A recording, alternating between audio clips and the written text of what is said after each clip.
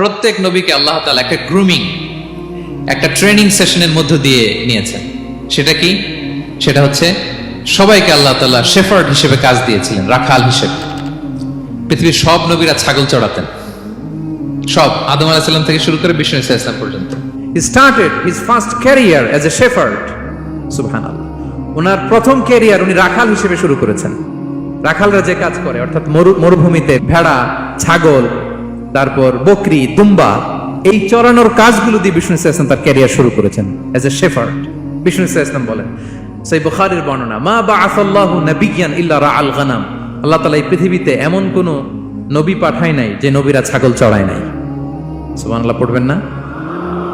সাহাবারা বললেন, ওয়া আনতা ইয়া রাসূলুল্লাহ, হে আল্লাহর নবী, আপনিও ছাগল চড়িয়েছেন?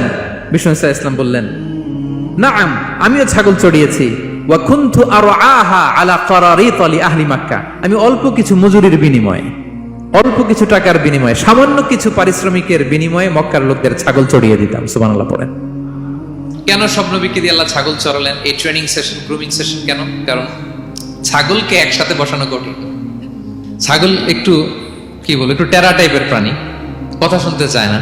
ধরেন যে সারা সপ্তাহ আপনি খুব ব্যস্ত, একদিন সুযোগ পাইছেন সপ্তাহে যে আজকে আমি ফ্রি আছি, যাই পুকুরে যাই, আমিও গোসল করি, ছাগলটারও গোসল করাই। এটা ধরে যদি এখন পুকুরের দিকে টান দেন, কি করবে? পা দুইটা এমন শক্ত করে মাটিতে ধরে রাখবে, আপনি যত টানবেন ওর ঘাড়ের চামড়া ছিঁড়ে যাচ্ছে, তারপরেও আসে না। এরপর ছাগলগুলোর একসাথে রাখা কঠিন, একটা নেচে ওদিকে যায়, আরেকটা লাফ দেয় এদিকে, আরেকটা ওইদিকে।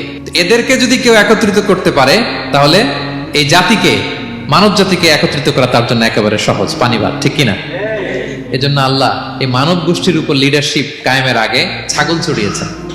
এবং যারা মরুভূমিতে ছাগল চড়ায়, যে শেফার্ড গুলো, যেই রাখালগুলো, তাদের অনেক শক্তিশালী হইতে হয়।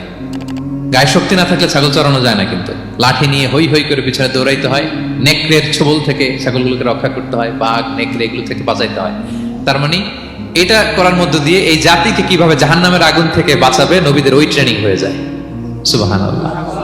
ছাগল এদিক ওদিক দৌড়াতে থাকে, এদেরকে যেমনি একত্রিত করতে হবে, নবীদের কাজও হচ্ছে মানব গোষ্ঠীকে ইউনাইটেড করা, একত্রিত করা। এজন্য আল্লাহ তাআলা মা বাআসাল্লাহু নাবিয়্যান ইল্লা রাআল গানাম, এই পৃথিবীতে এমন কোন নবী পাঠান নাই যেই নবীকে দিয়ে আল্লাহ তাআলা ছাগল চড়ান নাই। সব নবীর মধ্যে এটা